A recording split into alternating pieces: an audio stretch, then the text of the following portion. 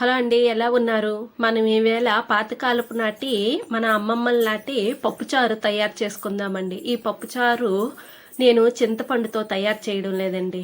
చక్కగా మనము సంవత్సరం నిల్వ చేసుకునే మామిడి వరుగులతో తయారు చేసుకుంటున్నాను. మన హెల్త్కి మంచిదండి ఇది. మామిడి వరుగులు అనేవి చింతపండు కన్నా మనము చక్కగా అప్పుడప్పుడైనా ఈ మామిడి వరుగులతోని మనము ఏ రెసిపీ చేసుకున్నా చాలా టేస్ట్గా ఉంటుందండి.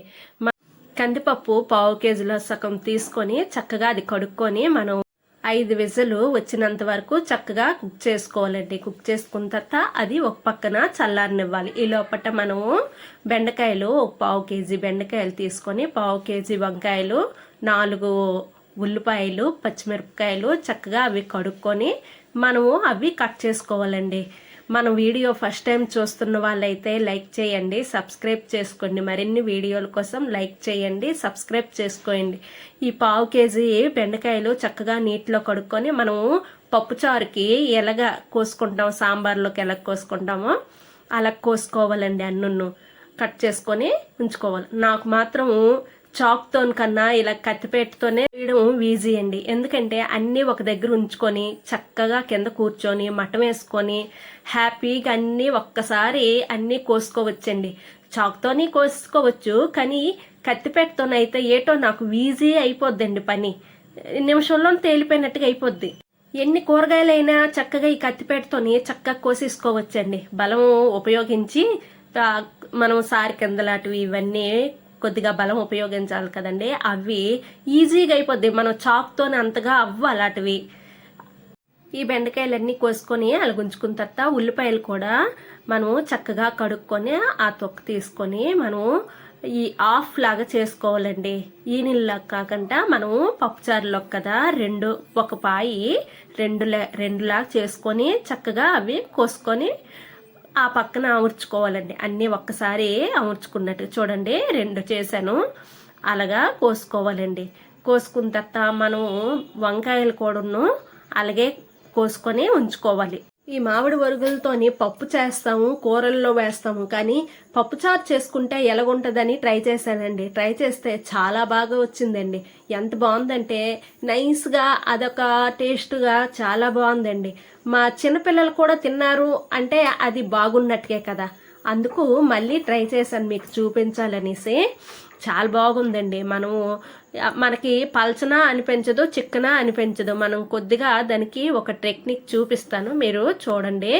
ఈ వంకాయ ముక్కలు కూడాను మనము పప్పుచారుకి అంటే సాంబార్లోకి ఎలా కోస్తామో అలాగా చక్కగా ఈనుల్లాగా కోసుకోవాలండి. మనం పప్పుచారు కదా, ఆ ఈనుల్లాగా కోసుకుంటే మనకి పప్పుచారు అనేది చక్కగా వస్తుంది. ఇవన్నీ కోసుకోవాలండి. కోసుకొని ఓ పక్కన ఉంచుకోవాలి. ములంకాళ్ళు వేసుకున్న వాళ్ళు వేసుకోవచ్చు, కానీ నేను మాత్రం ఈ రెండిటితోనే చేస్తున్నాను. పిల్లలకి ఇద్దరికి స్కూల్కి పంపిస్తే నేను చిన్న ఫంక్షన్కి వెళ్ళానండి. గోధుర వేసారు మా రిలేటివ్.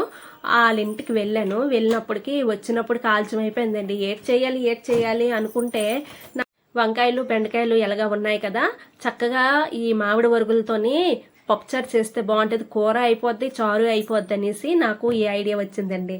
ఈ మామిడి బద్దలు చూడండి ఎండ వేసుకొని ఉంచుకున్నాను. నేను సంవత్సరం నిల్వ చేసుకొని ఉంచుకుంటానండి. అవి చక్కగా ఒక స్టీల్ తప్పెల్లో వేసుకొని చక్కగా కడుక్కోవాలండి. ఎందుకంటే ఎండేస్తాం కదా, దాని మీద ధూళి గట్టా పడుతుంది కదండి. మనము చక్కగా 2 సార్లు చక్కగా కడుక్కొని మళ్ళీ నీళ్లు వేసుకొని ఒక గ్లాసు నీళ్లు వేసుకొని అది నానపెట్టుకోవాలండి. ఈ పప్పు ఉడికినప్పటికి ఇవన్నీ కొద్దిగా నానిపోతాయి అన్నమాట. నానిన తర్వాత ఒక స్టీల్ తపేలా మనం దేంట్లో పప్పుచారు చేసుకుంటామో ఆ తపేల్లోన ఇవన్నీ కోసుకొని ఉంచుకున్నాం కదండి, అవన్నీ ఆ దాంట్లోనూ మనము మామిడి వరుగులు నానపెట్టుకొని ఉంచుకున్నాం కదండి, అవి వేసుకోవాలండి స్టీల్ తపేల్లోన. వేసుకున్న తర్వాత మనం కాయగూరలన్నీ కొన్ని కోసుకొని ఉంచుకున్నాం కదా, బెండకాయలు కూడా వేసుకోవాలి.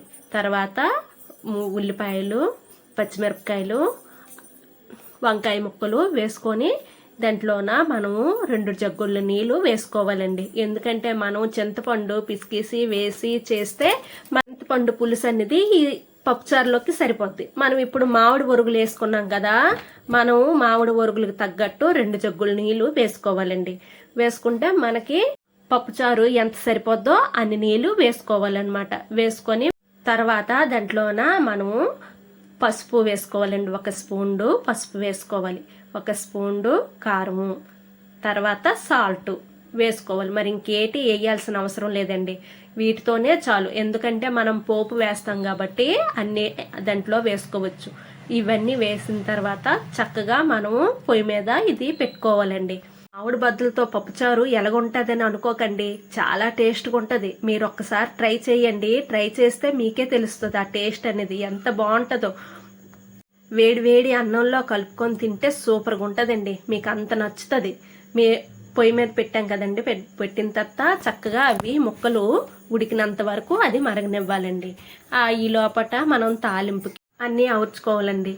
తెల్లుల్లిపాయలు తురుము, అల్లం తురుము, ఎండుమిరపకాయలు, ఆవాలు, జీలకర్ర, ధనియాలు, మెంతులు, ఇంగువ, కరివేపాకు ఇవన్నీ అమర్చుకొని ఉంచుకోవాలండి. ఈ లోపల పప్పు కూడా తీసుకొని చక్కగా మెదుపుకోవాలండి. మెదుపుకున్న తర్వాత ఈ ఉడికింది మామిడి ఒరుగుల పులుసు అనేది ఉడుకుతుంది కదండి, దాంట్లోన ఈ పప్పు అనేది వేసుకోవాలండి.